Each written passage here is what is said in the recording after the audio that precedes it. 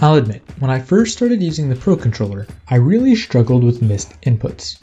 I had to concentrate on the mechanics of playing, and it distracted me from paying attention to my opponent, obviously leading to worse gameplay.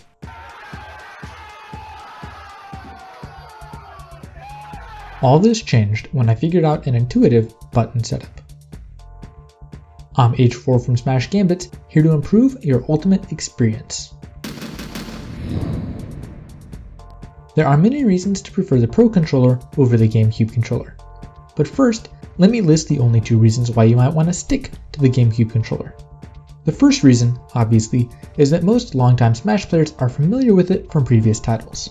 This video will offer a solution to easily transition from the Gamecube Controller to the Pro Controller. That leaves only one advantage for the Gamecube Controller. This octagon allows you to easily feel which direction the stick is pointing by rounding your Smash inputs to 45-degree increments. My biggest problem with the Pro Controller right now is that if I'm not sitting up straight, I can lose a sense of where my stick is pointed and accidentally do a side B instead of a B reversed up B. Please note that I'm going to refer to special moves as B moves, even though that will change on the Pro Controller. And I'm not saying that the Pro Controller is definitely better. It offers some small micro improvements, but I don't want to get my bear out a few frames faster just to SD later in the match. If I can get over the lack of octagonal slots though, I will definitely be switching. The Pro Controller offers several advantages. The reason I started using it is precisely because of the lack of octagon on the control stick. If I'm playing late at night, the Gamecube Controller is loud. Every time I roll the stick around, or flick the C-stick or quickly shield, the hard plastic clicks against itself. The Pro Controller is much smoother, feels gentler, and I'm not disturbing my roommate. The most obvious advantage for the Pro Controller lies in the shoulder buttons. For starters, there's 4 of them instead of 3. I didn't think that was an advantage at first, but the more tech we find in this game, the more I want that extra shoulder. I'll explain more about this when I go over the button layout. More annoyingly, the Gamecube Controller L and R triggers aren't analog. That means that it's possible to make a fraction of a button press. While most buttons are recognized as either on or off, analog triggers can register as any fraction between 0 and 1, allowing half presses, 3/4 presses, and so forth. In Super Smash Bros. Melee, this was useful because it allowed different shield strengths. In Super Smash Bros. Ultimate, half presses don't count. The game reads the fractional input and either rounds to 0 or 1. Since I don't want to leave my fingers always pressing the trigger just a fraction, it takes a large movement to press the trigger from 0 to 1, and that movement might make me lose a frame. That's not a ton, but the more important aspect is releasing shield. In Smash Ultimate, perfect shields happen if you time the release perfectly, not the startup.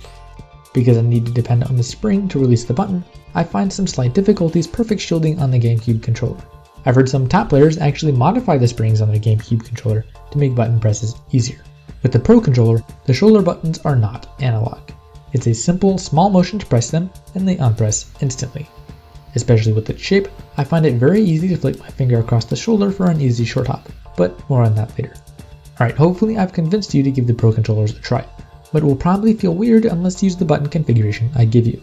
That said, I think there is some value in playing on a weird controller because it causes you to hyper-focus on your actions, which can be a good exercise. It's obviously not ideal for tournament play though, so here's the layout. You'll see the most significant change I've made is replacing 2 jump buttons to have 2 attack buttons instead. That's because in the Gamecube Controller, my muscle memory was to slide from B to A or from Y to A. If I kept 2 jump buttons, I would sometimes get confused about which one was A. This way, either button works. Since I, along with most players, use the Gamecube Y button to jump and completely neglected the X button, I don't miss it at all. Actually, you'll see that since I changed my L and ZL buttons to jump, I actually have 3 jumps now.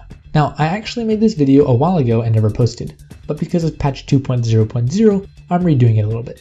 Since that patch, I definitely think it's optimal to keep 2 adjacent face buttons to jump.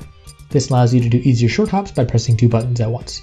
So if I really wanted the optimal controller setup, I'd use this one here.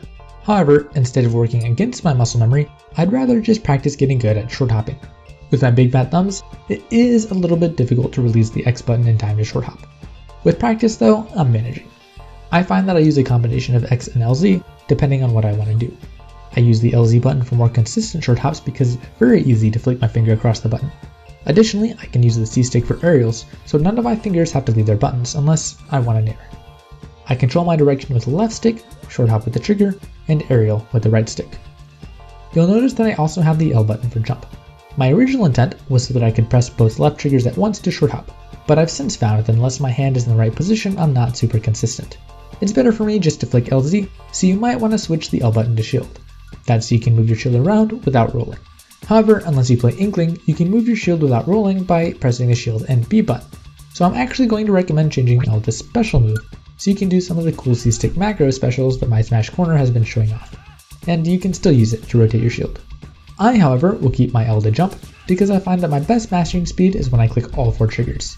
Since there's a possibility I'll buffer an option out of that and my characters might die from buffering a special move, I'd rather eliminate that possibility and accidentally buffer a jump or air dodge. The only other controller input worth mentioning is that you may want to change your D-pad from taunt to shield or other random buttons, because some players like it for help with mashing. I don't really like moving my hand down there because I can't DI if I don't mash in time, so I can't really confirm or deny that. These settings here are really up to you. I think the rumble is too high in Smash Ultimate and rumble wears down your controller a bit, so I just turn it off. I can't handle tap jump, so that's off for me. I never accidentally input A and B together, so I just leave this one on in case I can optimize my button presses further. And I barely notice a difference when changing stick sensitivity, so that's completely up to you. I hope you find these controller settings helpful. This video was kinda informally part of a series called Smash the Trash, where I try to remove my Smash 4 habits and make new Smash Ultimate habits. Click here for that playlist. Or if you want to see the video which convinced MKLeo to play Ike, click here. And if you want more Smash Ultimate content, be sure to subscribe and ring that notification bell.